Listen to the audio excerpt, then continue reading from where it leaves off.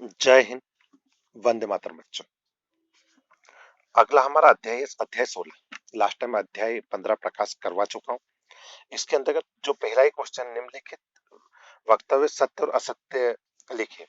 भौम जल विश्व भर की नदियों और झीलों में पाए जाने वाले जल से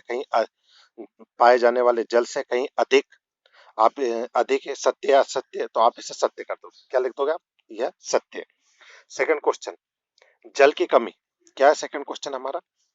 जल की कमी समस्या का सामना केवल ग्रामीण क्षेत्रों के निवासी करते हैं। असत्य। जरूरी नहीं है सब दूर के करते हैं, तो ये क्या आ जाएगा अपना? असत्य। ठीक है। इसी प्रकार आप देखोगे तीसरा जो क्वेश्चन है, नदियों का जल खेतों की सिंचाई का एकमात्र स्रोत है। नदियों का जल खेतों की सिंचाई का एकमात्र स्रोत है। असत्य। वर्षा का जल वर्षा का जल चरम स्रोत होता है। बिल्कुल सत्य। क्या है? सत्य। तो देखिए, विश्व भर का जल नदियों के झीलों में पाए जाने वाले जल से कहीं अधिक है, तो बिल्कुल सत्य है। जल की कमी की समस्या का सामना केवल ग्रामीण क्षेत्रों के निवासी करते हैं। बिल्कुल असत्य है। नदियों का जल खेतों की सिंचाई का एकमात्र स्रोत है। असत्य है। वर्षा का जल चरम स्रोत है। सत्य। ठीक है। आप अगला क्वेश्चन बहुत अच्छा है हमारा, सेकंड जो क्वेश्चन है, आप गौर कीजिएगा। ठीक है। चलो आइए सेकंड क्वेश्चन पर। सेकंड क्वेश्चन में क्या कह रहा है? समझाइए कि भौम जल की पूर्ति की पुनः पूर्ति किस प्रकार होती है।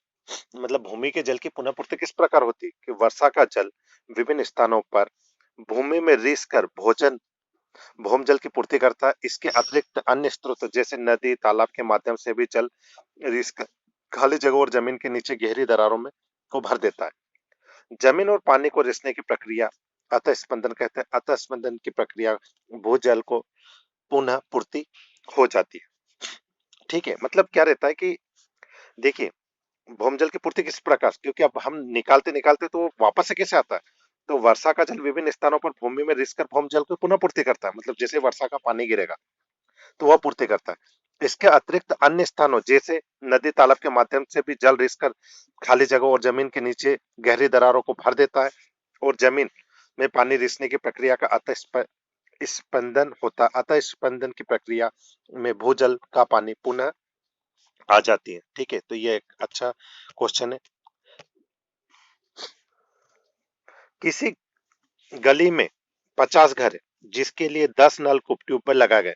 भूमजल स्तर पर इसका दीर्घावधि क्या प्रभाव पड़ेगा? 50 घरों, कितने घर है अपने? 50। देखो, 50 घरों के लिए 10 नलकूप ट्यूबवेल अधिक है। अधिक स्रोत होने के कारण लोग भूजल का अनावश्यक बर्बाद करेंगे और लंबे समय में यहाँ भूजल की कमी आ सकती है। ठीक है। पानी जल है तो कल है, एक नारा है। जल है तो कल है, तो आप पानी को हमेशा बचाइए। अगला क्वेश्चन है हमारा, मान लीजिए किसी बगीचे के रखरखाव की जिम्मेदारी दी जाती है। आप जल का सदुपयोग करने के लिए क्या कदम उठाएंगे? ड्रिप सिंचाई और स्प्रिंकलर प्रणाली का उपयोग बगीचे के पानी के उपयोग करने के लिए किया जा सकता है, क्योंकि वाष्पीकरण के दौरान नुकसान को कम करने के लिए पौधों की जड़ों के पास पानी देना चाहिए। वर्षा जल संग्रहण द्वारा जल को संग्रहित करने के बाद प्रयोग किया जा सकता है। बहुत बढ़िया, आप भी कर सकते हैं सर। ठीक है। देखिए, ये हमारा पांचवा क्वेश्चन बहुत जबरदस्त उपयोगी क्वेश्चन। आप देखिए, बहुत मतलब भौम जल स्तर गिरने के लिए कौन कौन से कारक उत्तरदायी, मतलब ये भूमि का जो जल है इसके लिए कौन कौन से कारक उत्तरदायी है कि भूमि का जल कम हो रहा है? तो निम्नलिखित कारक पानी की कमी के लिए उत्तरदायी है। बढ़ती आबादी जो विभिन्न मानवीय गतिविधियों के लिए पानी की मांग को बढ़ाता है। एक तो ये हो गया भूम जल मतलब भूमि, वनों की कटाई ने वन आवरण के लिए एक बड़े हिस्से को हटा दिया। इससे भूजल अतःस्पंदन करने की प्राकृतिक प्रक्रिया को विचलित कर दिया।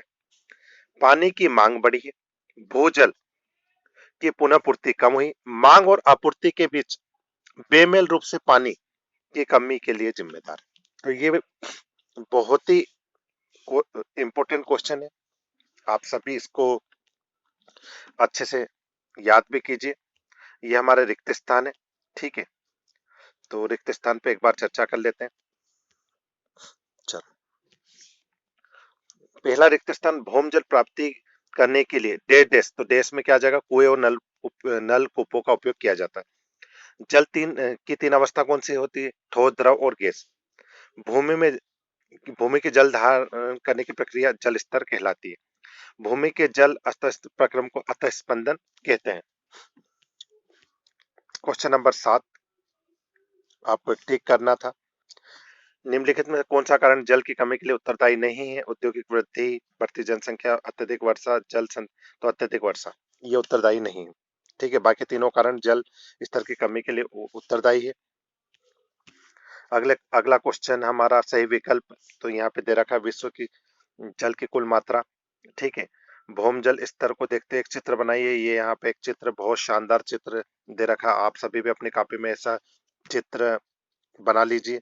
ये भौम जल का है कि भूमि के अंदर जल, झील देख रहे हैं, ये हैंडपंप में पानी कैसे आ रहा है, पेड़ पौधे। ठीक है, और यहाँ पे ये हमारा कुछ रिवीजन क्वेश्चन है। आप अवतल लेंस द्वारा बनाया गया प्रतिबिंब पर्दे पर प्राप्त नहीं किया जा सकता। तो आप इस क्वेश्चन को जरूर से जरूर कोशिश करें और इनको याद करने का प्रयास करें। आप सभी ऐसे क्वेश्चन जो कि बार बार आते रहते हैं, अवतल लेंस और उत्तल लेंस में अंतर। जैसे उत्तल लेंस द्वारा बनाए गए प्रतिबिंब वस्तु से छोटे और बड़े होते हैं, वस्तु के आकार के बराबर होते हैं, जबकि अवतल लेंस हमेशा छोटे प्रतिबिंब बना सकता है। तो ये जो दो अंतर है, क्या है अंतर, और ये दो एक एक उपयोग, ये आप उत्तर और अवतल लेंस के जरूर याद कर लीजिएगा। इंपोर्टेंट क्वेश्चन है, आप कोशिश कीजिएगा। क्योंकि अक्सर क्या है कि ये क्वेश्चन मैं इसलिए बता रहा हूँ क्योंकि लास्ट टाइम मैंने देखा था एक बच्चा मेरे से पूछ रहा था कि सर इस तरीके का क्वेश्चन कैसे करेंगे। तो देखिए, आप सभी को एक क्वेश्चन, ये रेलगाड़ी वाला पूछ रहा था, दो स्टेशनों के बीच की दूरी 240 किलोमीटर, कोई रेलगाड़ी इस दूरी को तय करने में 4 घंटे लेती है, तो रेलगाड़ी के बीच की चाल ज्ञात कीजिए। तो हमें एक सूत्र पता होना चाहिए कि चाल बराबर होता है दूरी बटे समय। तो यहाँ पर ये अपनी चाल आ गई, बटे में आ गया समय, 4 से डिवाइडेड कर दोगे तो कितना आ जाएगा, 60। अब हो सकता है वो संतुष्ट हो चुका हो।